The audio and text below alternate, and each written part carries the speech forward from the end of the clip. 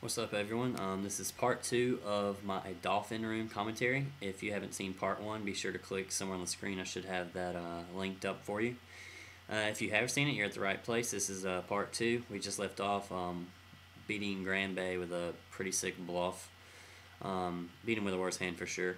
And we just got our stack up a little bit. Now, this Ace-Jack offsuit is a good hand. And I'm not really sure why I min-raised there. I think that was honestly a mistake on my part. Like I said, I like to keep my raises at 2.5 to 2.7 consistently to make it really hard to read my range, my hand range. And I failed to do that on this hand. And I really have no excuse as to why I did that. And that's why I'm saying that's a mistake. And don't do this. It does end up being slightly beneficial for me here, because I pretty sure I'd take down the pot with my min raise. Yeah, okay. So that's good to know that you can take down certain pots with min raises. In these lower stakes buy-ins, a lot of people will call just about any size raise or fold to any size raise. It doesn't really matter the size. So if you're really trying to get value and you want some callers, you need to just bet a little bit more. But later sit and goes, I like to bet 2.5 to 2.7. Lowers the variance a little, simply because there's 5 cards to come and anything can happen. And if I do have like pocket jacks or queens or something and an ace hits the board and somebody bets really hard, I can just get out of it cheaper than if I had 4 or 5 times the blind bet pre-flop and got some callers. So it lowers the variance a little bit, and that's my style play, is low variance. I like to cash a lot, obviously, but then I do cash a lot, very frequently in these low buy-ins. Pretty good micro stakes grinder, in my opinion. We get pocket jacks. This guy raises King of Cool, and he's a absolute donkey. Gonna assume that he could be raising it here with any 2 cards, and I am gonna just flat with jacks. If I thought that if he was a good player, I may have to re-raise here, depending on the structure of the tournament, obviously. But in this situation, I would probably re-raise if he was a good player, to push him off or just kind of see where we stand, because this hand's not going to play too well post-flop if an ace comes on the flop, if we don't know where we're at. But since he could be raising with any 2 cards, I think that our range is ahead, and I flat for basically value. Knowing he's going to continuation bet the flop, I should still be ahead regardless of the flop, and we're just going to flat. So that's what I do, and that's all situational and against your opponents, and I have him profiled as a donkey. A donkey, in my definition, maybe a little bit skewed from some other people's, but my definition of donkey is raise with any 2 cards where they see it may be a good idea or their cards are pretty. Hard to fold, raise, call, anything. They're just really hard to put on hands, but their hand range could be anything. So the ace comes on the flop, and he bets a less than half pot bet, which doesn't look like a donkey move. Normally donkeys will bet a little more than half pot, but he does that, and I call. Definitely going to call one street, and when I see the 8 on the turn, I thought maybe I could represent it, and since I could easily hit the flop and had an 8, and now I had 3 of a kind. So he bets pretty small, like he could be scared of that. Probably not the best idea to just assume what he thinks just because he's not a very good player. And I'm sorry if you're watching this video, I doubt you are, but learn something from this. It's really hard to put you on a hand, so I'm just going to flat this again. I would normally fold against anybody else with the ace on the flop, but I don't think he has anything here. And that's just solely my read on the situation. So I'm going to flat, and even if he would have bet half the pot here, if he'd have bet 600, I would have folded. So he was basically inviting me into this pot, and I accepted the invitation for 300 more chips. I catch the jack on the river, which makes a full house. It's going to beat just about anything on the flop, or anything he could possibly have. So I, in my personal opinion, think it's really weak when people just open shove. So that's what I'm going to do to represent a very bad hand and a missed draw or something like a missed diamond draw. And I'm going to represent that by just open shoving, because I think that's the weakest play.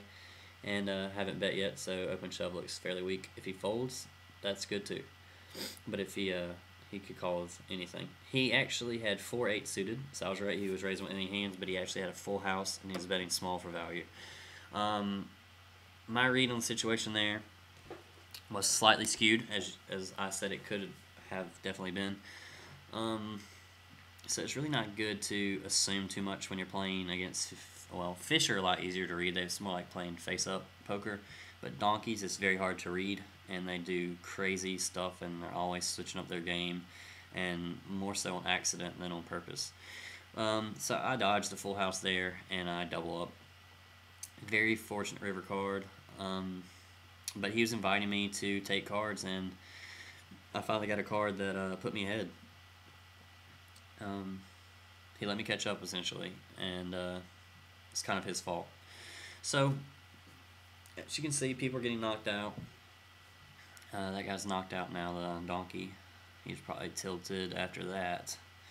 But that's all good. So, we're essentially on the bubble now. I like to think that the bubble is 5 people left and 4 people left. There's 1 to 2 more people left to be knocked out before you cash. I think that is the bubble in 9-man sit and goes. Ace 10 here. This guy's raised. I don't really have any need to get involved.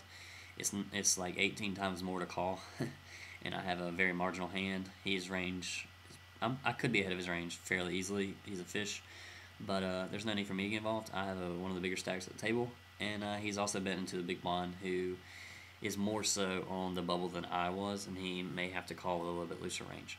Now, he does the same thing again. I have ace-queen, and that's a fairly easy call, especially since he's done it before. And I dodge, let's see, I dodge all the 6s.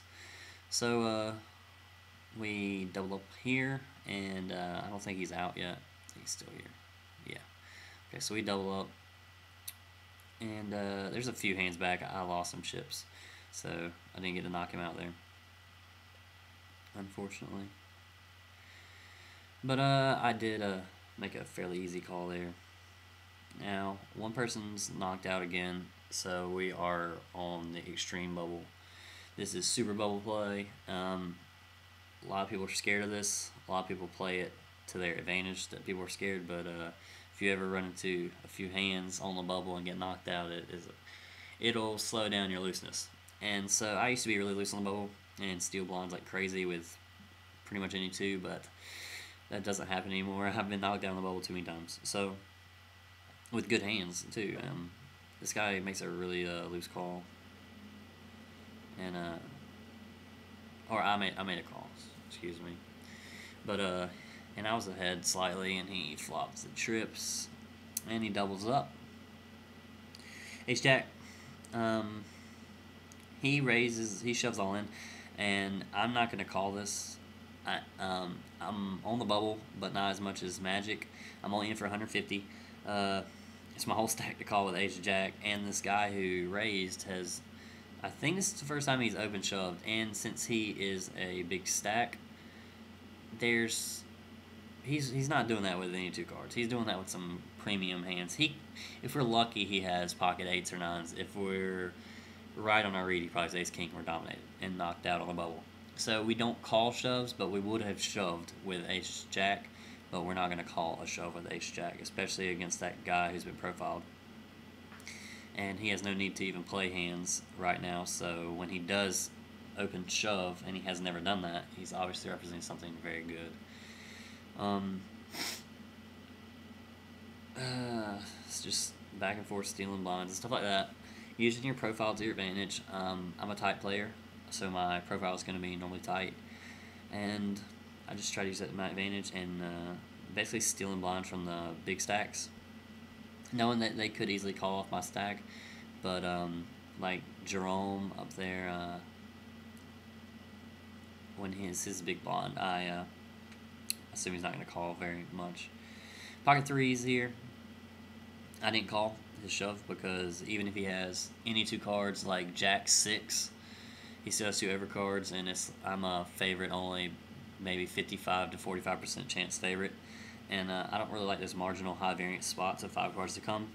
especially when I'm holding pocket threes, and that would have been a really loose call if I'd have called there, because at best he has like the jack six. He could easily have pocket fours, and I'm dominated. The only hand I'm really dominating is pocket twos, and the odds are pretty bad. I call and shove here because he's getting loose with it again. He's getting a little carried away, and I finally knocked the guy out, I believe. No, he has 500 left, but I double up again, and he's on the block, the chopping block. Open shove with aces, never done it, and it's his big blind, so I assume he could easily call, but he doesn't, which is fine.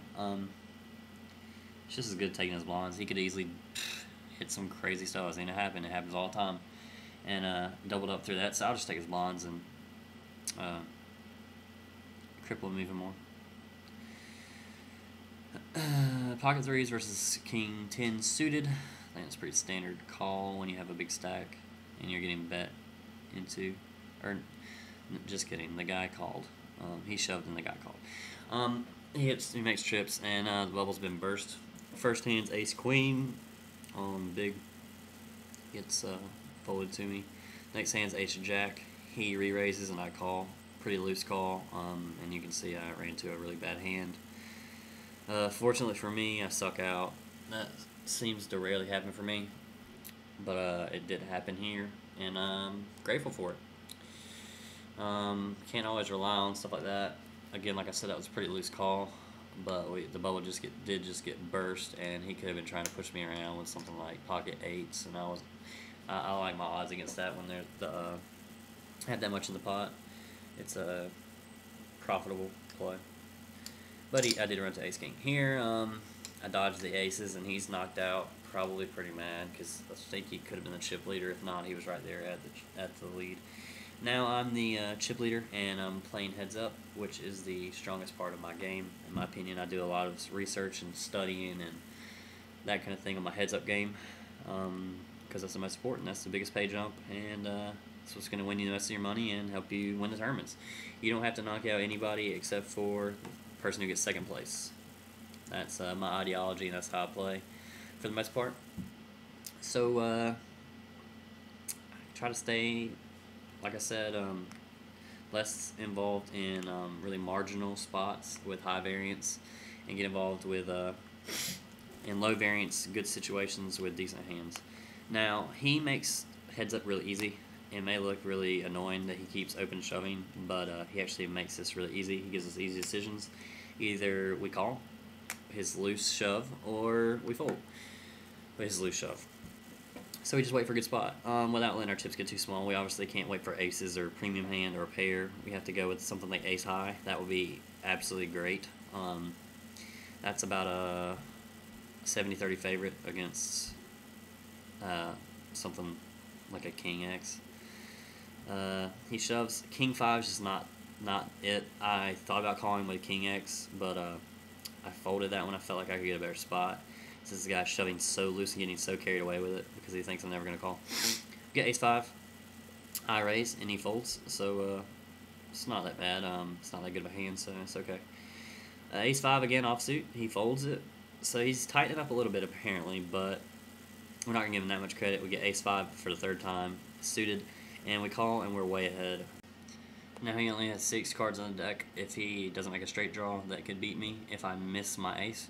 3 kings and 3 queens. He flops the straight draw, so now there's 4 more 10s that could help him out here, but he can't hit a spade because that would give me the nut flush.